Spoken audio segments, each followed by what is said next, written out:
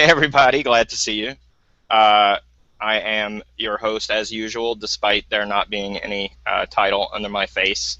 I am the Reverend Dr. Sir Colin D. Terrio, leader of a secretive worldwide organization known as the Cult of Copy. We have, as of yesterday, 10,000 members and Nice. counting. So that's a big milestone. I'm pretty pleased with that. We'll make t-shirts. You'll like it. Um, But really, we're not that secretive. We are a discussion group on Facebook for discussing persuasion, copywriting, mind control, influence, all of that kind of sneaky stuff. If you're into that, go to cultofcopy.com and you can request to join our little community. The show records new episodes Thursdays at 2 p.m. Eastern, even though we're starting off a little late today due to technical difficulties. Um, if you want to join us and hang out live, you can leave comments on our YouTube video screen where you should be watching this episode, or on the Google Plus post, or on the Facebook post that advertises this episode. Zane's keeping an eye on all of those. So if you have a comment, leave it there and he will get to it and we will make it part of our conversation.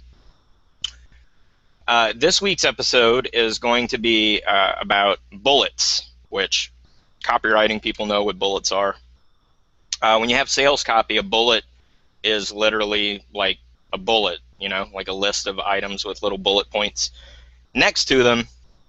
They've been a part of sales and persuasion writing for a very long time. Um, they're generally considered to be like a key component. I've even seen letters that are comprised entirely out of bullets. That can work. It's not the way I do it, but it's not like my way is exclusive or anything. But what we will talk about today is my actual way of using bullets. And that consists of a little, I guess you would call it like a meta pattern, like a formula for the way I use bullets strategically that I call a lock and key.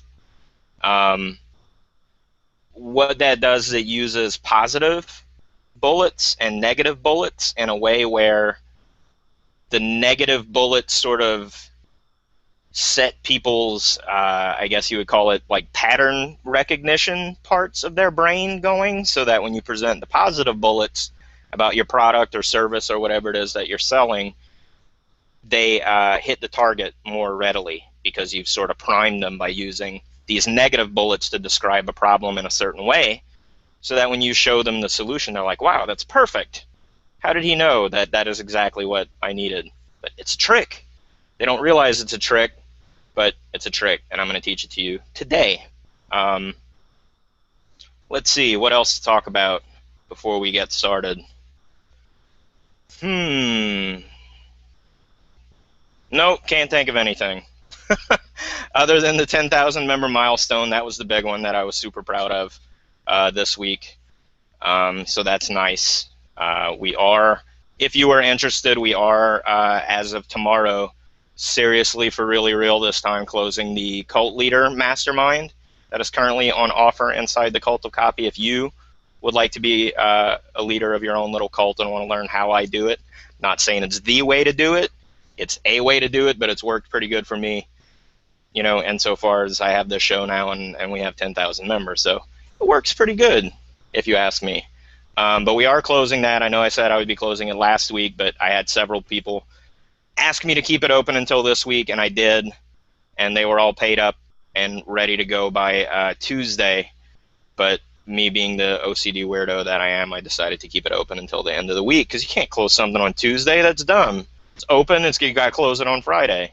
So it's still open. If you want to jump in, you can. It's in the pinned post in the Cult of Copy right now.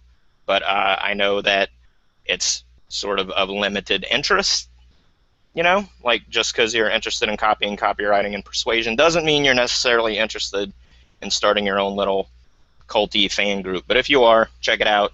We'd love to have you before I close it for good and get it going, which I'm going to have to do because we're starting to get weird requests from people that didn't actually pay to be there. So we're going to turn it private once we get started. Anyways, that's pretty much it.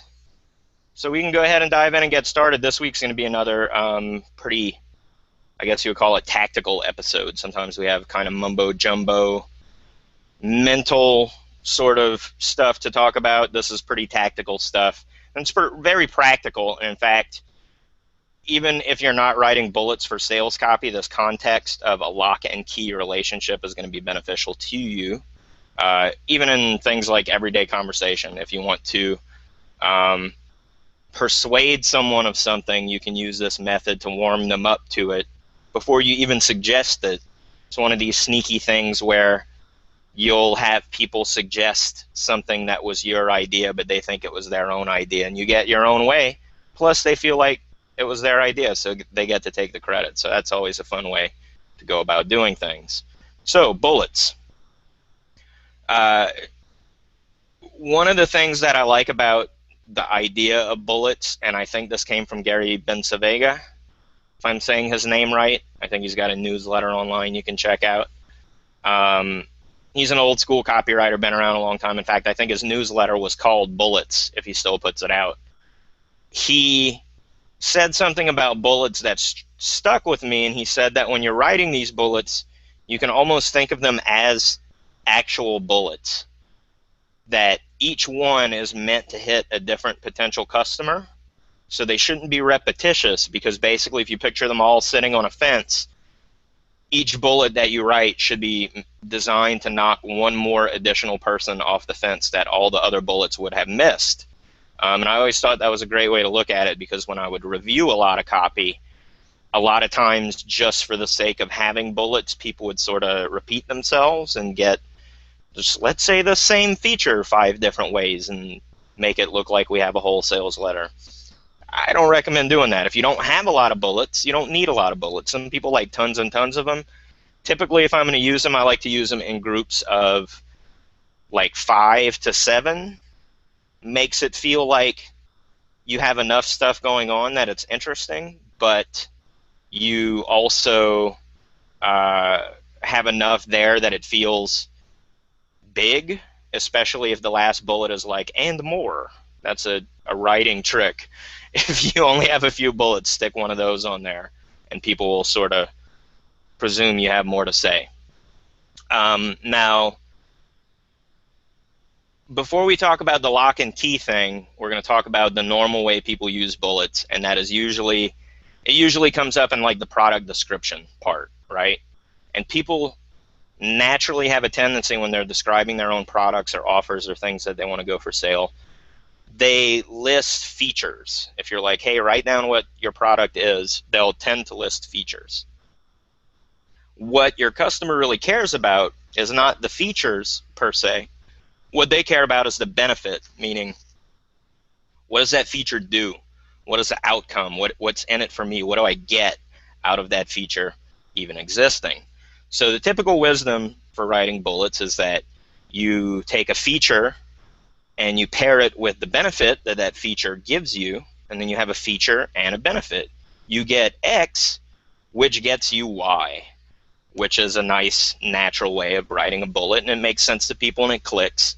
And that takes your features of your product and ties it directly to a benefit, which is great in a situation especially where they don't get to actually experience the product in any way themselves, hands-on, before you give it to them. Because what you're doing is taking the physical description of the product and tying it to an outcome that they want. So that means when they see the product, the actual object, they get it in front of them, just by looking at it, it's going to start the tumblers working in their mind to tell them all the neat benefits that they're going to get. Just by looking, it starts telling a story in their head when you tie it to these benefits, and hopefully it's a story that they insert themselves into. An example might be for brakes on a car, right? Say you got this car, it's a luxury car, it's got like some special anti-lock disc brakes or something, right?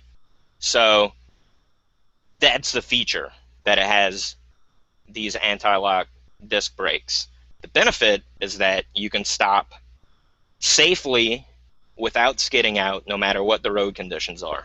Let's say that's the benefit, right? Makes sense. So you're not just saying, hey, it's got cool brakes. You're telling them why that matters to them so that if that matters to them, that you have a safe car that stops when you want it to and it doesn't skid out or, screech off the road or lock up or anything like that, that's important to people. Now, I like to add an additional ingredient into bullets besides the feature and the benefit, and that third ingredient is the advantage. Now, I learned this from my mentor, Andy Jenkins, when I worked for him writing copy. This is the way we sort of talked about writing bullets. It's the way he taught it to his own students, and I picked it up and wrote it that way because that's how he wrote it. If he told me where he got it from, I don't remember. I don't know if it was his own idea. I get the impression, for some reason, I remember that he picked it up from somewhere and I don't remember the source. But oh well, I'm crediting it as far back as I can go with it. I've just sort of internalized it, and I'm lucky I even remember that I learned it from Andy because I've just been doing it this way for so long. Now, the trick with an advantage, what an advantage is when you give someone a reason that having that feature and benefit pairing is uniquely desirable to your particular product. And if you can describe it in a way where if a competing product wouldn't have that feature, all of a sudden it's crappy now, that's great. That's great. And in fact, I'm going to lift this example entirely from a launch that I did with Andy Jenkins, where we used it as an example when we taught how to write FAB bullets. And this will sort of date how long ago this is. A while back when the HD pocket video cameras were getting to be a thing before like your phone could be the best camera ever. That was a thing, like people were buying these pocket HD cameras because they were cool for video, but the problem was they didn't have very good audio. Well, Kodak put out the ZI-8, which was like a $200 camera that year around the holiday time. It was right in that pocket. It was a very good camera. I had one. I took it to Mexico, shot all kind of awesome video. It's fun. Great little camera. But the trick with that camera was it had an audio in jack on the camera. So it had the same crappy little onboard microphone that all of those cameras came with. But if you had a better microphone, you could plug it into that jack. The trick was it was a pocket camera that could shoot in HD. So if you're shooting outside and you had adequate light, you had the same video that an $800 camera could get. And if you had a nice microphone, now all of a sudden you could carry a full HD quality video setup in your pocket because you could plug in your own mic. You weren't stuck to the one that's a little pinhole microphone on the front of the camera like any of the competing cameras. So it was one of those things where you're like, if you're buying this as like your backup pocket HD camera for you to shoot on the go and you already like to shoot video and you have a nice microphone, this gives you full HD capability on the go with your better quality mic. The trick with that was, the reason I bring that up is because that one feature and benefit that you can plug in your own microphone became an advantage because no other camera had that feature at the time. I don't know if they still do or if anybody even cares because, like I said, most smartphones have pretty awesome cameras now. The reason that was so important as an advantage is because even if you weren't like a high-end video nut, you probably bought that camera because of that feature thinking, oh, it's an option. Like I can always get an awesome microphone to plug into this thing to use if I want to. Like, like it gave you an expansion of possibilities that you maybe wanted to reserve for the future, and it made a reason why other cameras that didn't have that feature were just not as good, especially if they were the same price, even if you never actually intended to use that feature. It was just there. It's there in case you wanted to use it. Now, I'm sure you can think of a lot of examples of products that have a feature that way, where just having the feature and that benefit makes it stand out, and it suddenly makes it seem like every camera that doesn't have that feature and benefit is not as good. So no matter what it is that you sell, you want to try and look for that advantage, that thing that makes it so that this isn't just a feature and a benefit, it's actually an advantage that takes it above and beyond what would normally be expected even from such a product. To give you a different example, if say you were selling information like an ebook or something, right?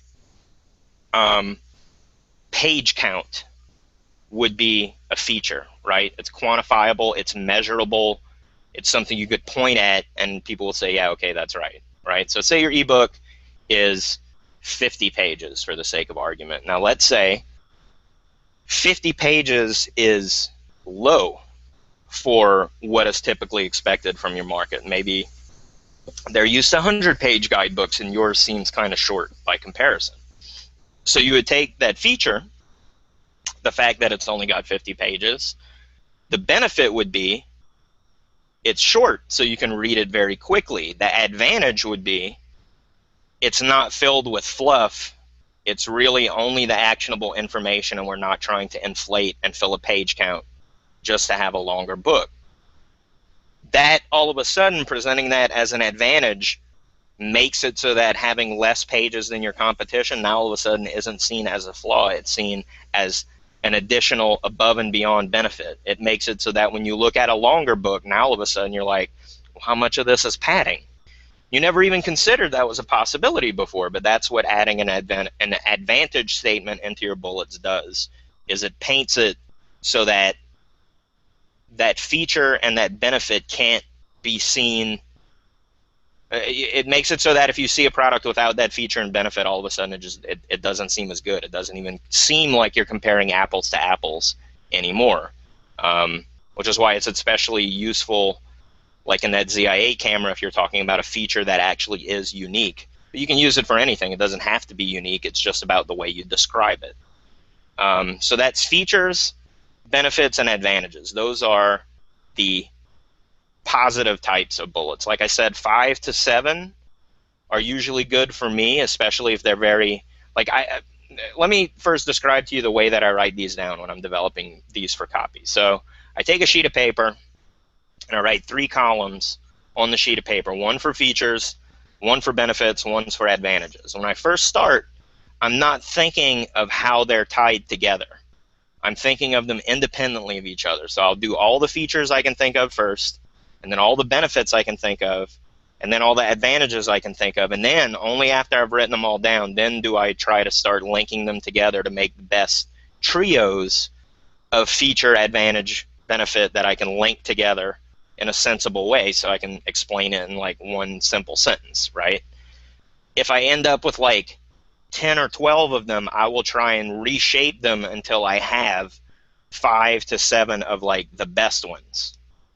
I'll save the extra ones. Maybe we'll include them in if I feel like they're all right and they really do describe different aspects of the product as they're important. But I don't. I try and prioritize it to keep it pretty short because I figure even if you have a huge list of them, what happens is it's just it happens the same way if you have a huge list of testimonials.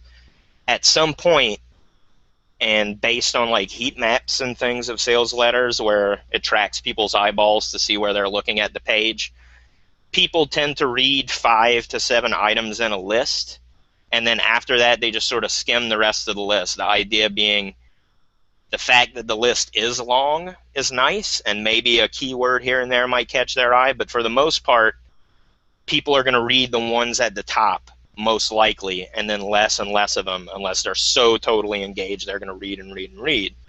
So that's why I try to prioritize them. Once I have my list, you want best to least in that order because they're going to read the best ones at the top. And then if you want to, you can take one of your really good ones and stick it at the very bottom of the list because people do tend to skim the middle, read the last one, and then go on to the next section. That's not to say having too many is bad. Like I said, I've seen letters that are just a wall of bullets, and those work. They can work. They're just not the way I tend to write it. So 5 to 7 of them. We already talked about how you want them to hit different angles. Like I said, the features that you're listing should automatically have different attributes that are appealing to different people for different reasons. But some of the different angles that you can try to hit in your bullets,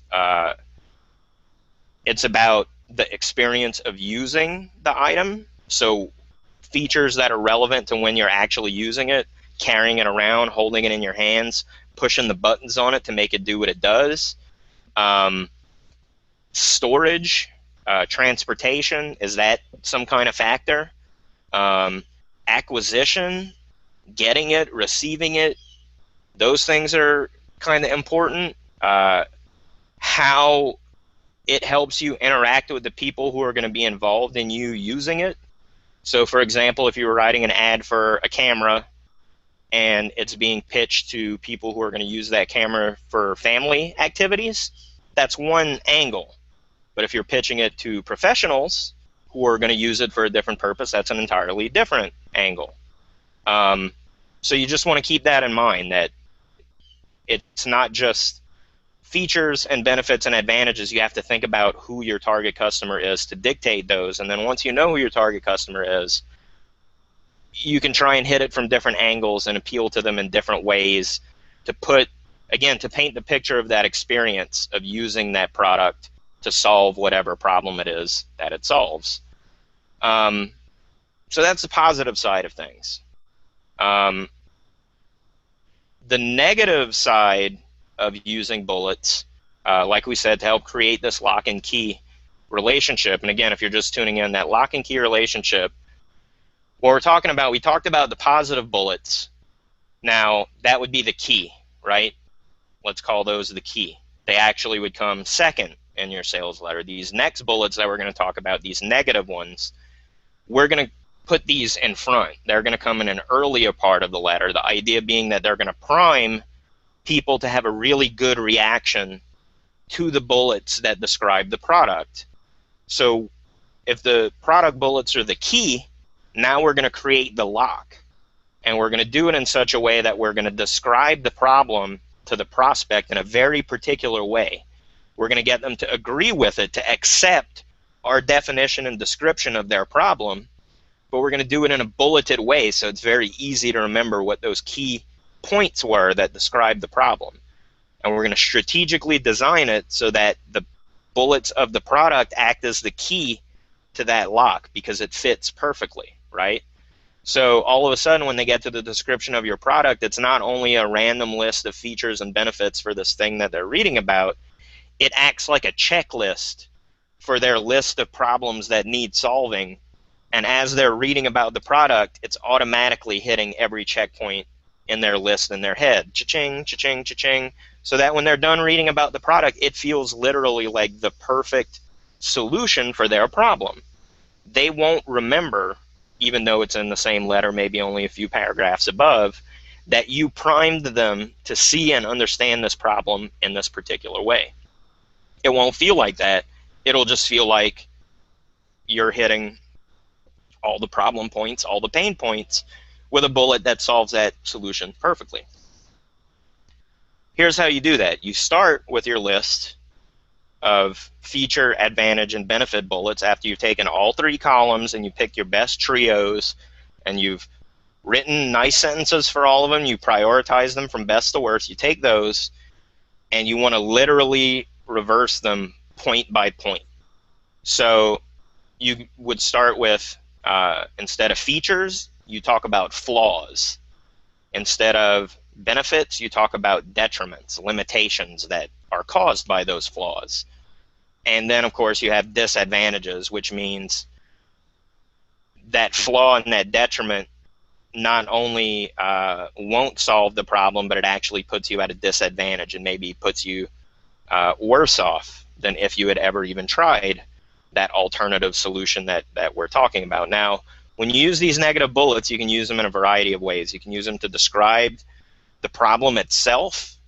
You can use them to describe maybe competing solutions that the customer has attempted to use that just didn't get the job done. You don't have to be specific. You can be vague. For example, to go back to that camera example briefly, if I describe cameras that limit you by only giving you the option of the crappy onboard microphone, I'm not naming a specific brand of camera or model that we're competing against. I'm just describing a flaw and a detriment that comes with it that the customer is going to be able to see when they start asking about the features of different cameras if they're shopping around. Then, of course, you have disadvantages. Disadvantages are when it's basically just the opposite of an advantage, to where if you encounter that problem that the bullet is describing, or that competing solution, whatever it is, you are essentially left worse off than if you had not had that particular flaw and detriment, right? So, like I said, I like to do the positive ones first, because the product is something you actually have, right? So you know how to describe the product. So I like to start with those. Then you work backwards. Like I said, you take each feature and make its opposite. So I use that camera example. If I were to take that ebook example that I used and say, you have an ebook that you've bought, and it's 655 pages. It's almost as long as a real book. It hasn't been edited by a real editor the way a real book editor would. It's a digital file, so you can't easily bookmark it. It's kind of a pain to read on your computer. And then you start reading it, and there's all of these stories and digressions and, you know, yada, yada, yada, why I'm so smart as the writer of this book. And it's not really going to help you solve your problem, right? So I described that in a bullet more succinctly than I just did. I would workshop it some more.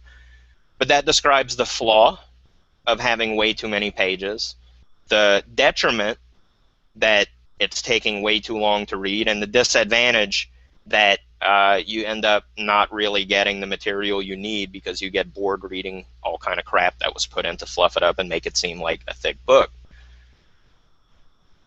Now all of a sudden, hopefully you see how if you hit the positive version of that bullet in the copy, they're like, oh, this is going to be super short. I was just thinking how crappy it is to have a big, giant, thick book full of pages of fluff that I don't need. Of course, they're just thinking that. You just told them about it. And it's one of those things, like, it makes sense, so you're not going to disagree with it, even if you haven't bought a really thick book and encountered that problem. Your head is going to nod when you read the description of that problem, because it makes sense. Theoretically, yeah, I get it. I could see how that would be the case if you bought something and it was full of fluff, right? So unless you explicitly have an experience that shatters that notion, you have no reason to disagree with it. So you're going to accept it, and it's going to become part of your understanding of the problem that you're trying to solve by buying this particular book, as the specific example is about.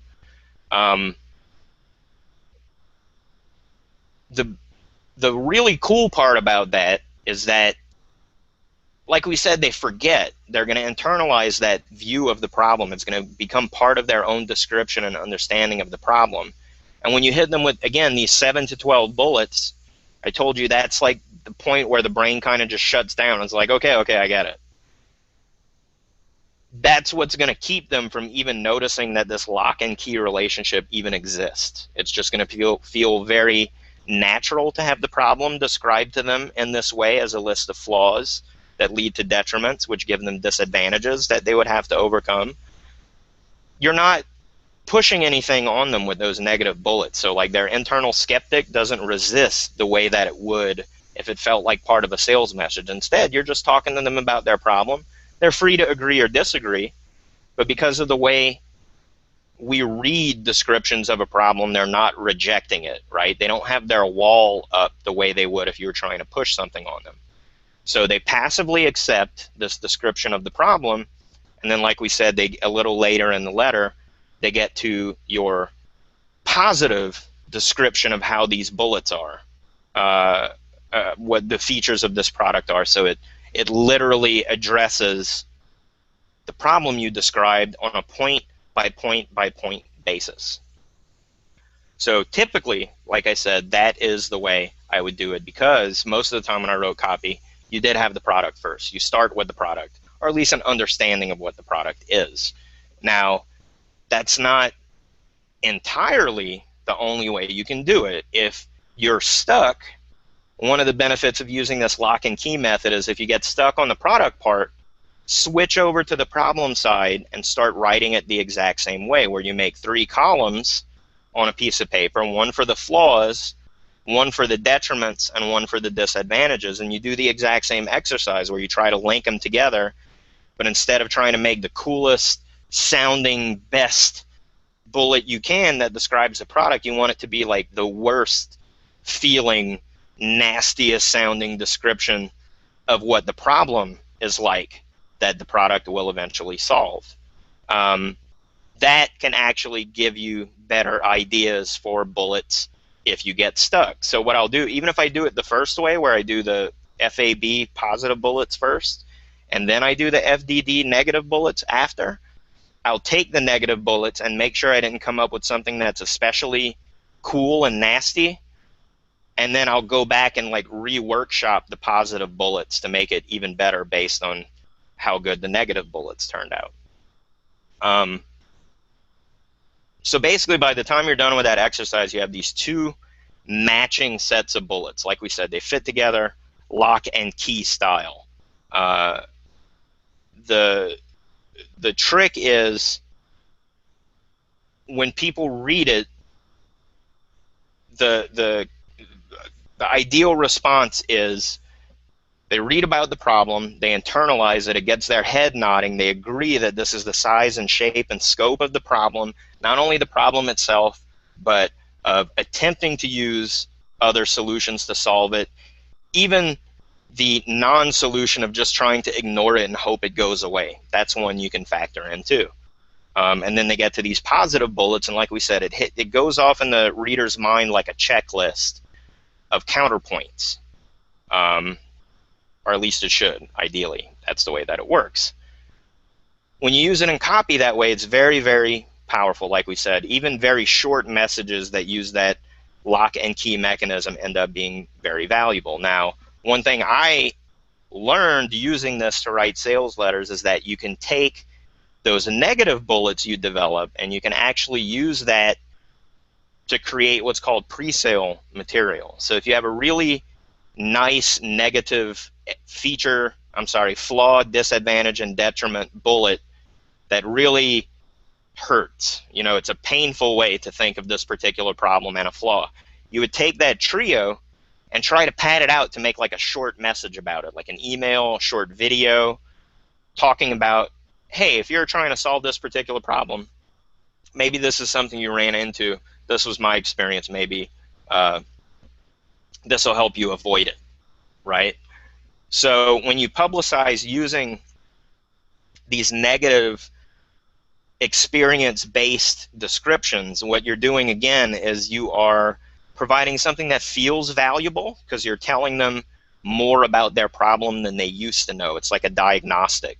You're telling them more specifically what's wrong, but you haven't provided a solution yet. You're just creating a helpful tip of something to avoid, or here's my negative experience, hopefully you do better. That, again, warms people up to the idea that they even need a solution because you're loading those things into their brain, and then all of a sudden when you put an offer for a solution in front of them that counters that particular problem, they're like, oh yeah, I was just thinking I needed something like that. How weird that this guy would show up randomly to tell me all about it. That pre-selling technique ended up being valuable enough to where I've taught that separately as its own thing, that idea of pre-selling and focusing on agitating the problem to educate people about the nature of the problem, but you don't offer any relief. And you do that a few times and people begin to feel that pressure of that particular problem if it's a problem that they're continuing to experience and they haven't done anything to solve it yet. What that does is it makes it so when you actually give them the offer, it feels like you're offering a release valve for that pressure. The offer feels good instead of it being the opposite way where all of a sudden you've been giving them free content, free content, free content. Here's an offer. What? That guy sold out. He's trying to promote stuff to us, that jerk. I just came here for the free stuff.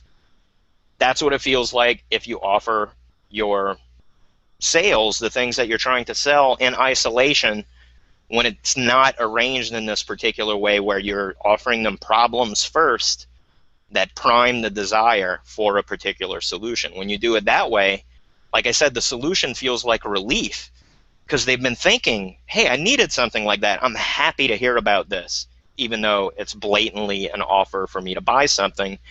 It's something I might actually be interested in buying because now that I think about it, I've been thinking about this problem for some time now. And boy, I sure hope this particular solution fulfills all of my, real and imaginary qualifiers for what is going to make me buy this product. They're not, oh, coincidence that addresses them 100%. It's like magical how perfect this product is for my experience right now. I need it. I'm going to buy it. Anyway, that's how that kind of thing works. I see Zane got up for a minute. I don't know if he's close by. There he is. We're at a good spot to check on some questions and comments. Yeah, I've been keeping an eye on them. I'm not seeing anything on the Facebook page, so not anything on the watch page, so I'll bounce over to the Facebook page and see if there's anything there. All right, we'll hop over there and take a look. Let's see, what else? We talked about how we can use the positive bullets and negative bullets. Another thing you can do that's clever, it's a little involved, but it's easy to do, is when you have these two lists of bullets developed for a particular product that you're trying to promote, and you have the positive ones that describe the product itself and the negative ones that describe the problems, we talked about how to pull just the negative bullets to create kind of pre-launch primer content. What's good about that is it doesn't even have to necessarily be tied directly to the product that you're about to promote. Like, you don't have to make any reference whatsoever that, hey, this is related to this product we're about to release, because they can stand alone if you write them that way. But you can also take the positive bullets, and if you've ever seen like sales pages for something fairly expensive or fairly detailed, maybe software that requires a demo, they'll have like little tiny video clips showing off certain specific features. When you have your feature advantage benefit statements worked out, those work really well as little bite-sized tiny promo videos, or maybe just little article write-ups that you can sort of spread around your network and your promotional reach, because they're bite-sized, but they feel complete because it's about the feature, the benefit, and the advantage all tied together. There's something about that, like 1, 2, 3 nature of it that makes it feel very solid. It gives almost like 3 pieces of something for them to latch onto, so that almost against their will, by the time they finish reading that statement, they have a very clear, detailed idea of some aspect of the product that they didn't before. They know a feature. They know it's tied to a particular benefit that they're going to get because of that feature, and they know owning a product that has that feature not only gets them that benefit, but it's an advantageous position among all the other competing alternative solutions to that particular problem. That's why those make great little bite-sized things to share, especially if you have like a warm-up list, like an interest list for products that you like to develop and you want to tease it. That kind of copy work makes very, very effective teasers, the same way the negative bullets as promo pieces prime them to need the solution to that particular problem. Let's check in with Zane. Any questions? Aside from the fact that, who was it here? Alex Vermont said, "Oh, awesome, man." So that's well, excellent. That's it so far. I'm glad. Well, we have 10 minutes of the show left, and I went through all of the material that I prepared. So sometimes, like a boss. Sometimes the show goes really long, and then sometimes it can be real. It doesn't have to be the same length every time. I stole that line from Dr. Steve Brule. Any fans of that show? What's it called? Check It Out with Steve Brule on Cartoon Network. No, not familiar. It's no, with, I feel like I should know. It's with John C. Reilly. It's made by the same guys who do the Tim and Eric show. Okay, I know what you're talking about. So now. He had one episode of his show that instead of being like 15 minutes or whatever, it was 10 minutes long, and he's like, "I'm finished now. They don't have to all be the same length," and then they just cut to the credits, and like the show ends 5 minutes early. That's awesome. Yeah, I thought that was pretty bizarre. But hey, I have a same length. I don't work for a network. I do what I want. I'm gonna get off early. Go drink a third margarita. I only had 2 margaritas today. everybody said last week's show was so great. I figured I would keep it rolling. Why mess with a formula that is working? You can So we'll go through the closing spiel.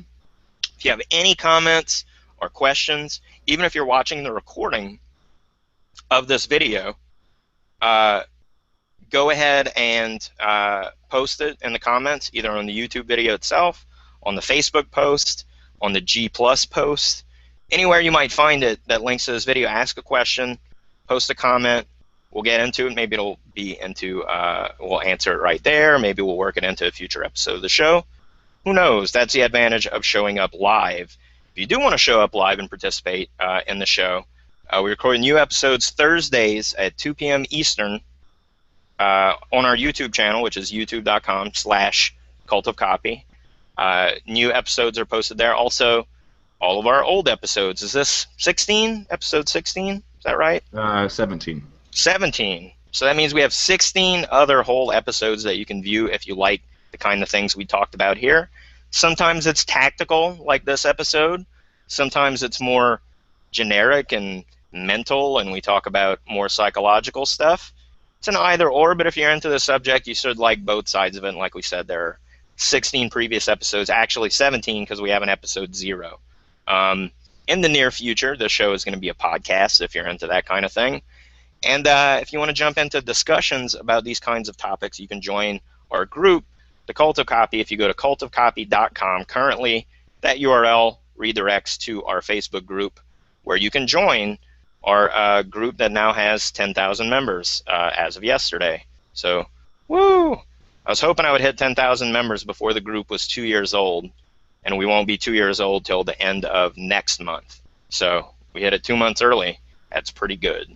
Nice. That's like if we hit 12,000 members by that time, that means we will have averaged like 500 members a month, I think. I'm not good at math, but that sounds right. Pretty crazy. But yeah, that's it. That's all I got for this week. I have been your host, the Reverend Dr. Sir Colin D. Terrio, Pontifex Maximus. If you want to engage with me, it should be pretty easy to find me and my group are on the page. Say hi. I hope you liked the show, and we'll see you next week with a brand new topic. And unless we got any questions or comments, we'll call it quits. What do you say? Are we good? We're good. Awesome. Thanks, everybody, for coming. We'll see you next week.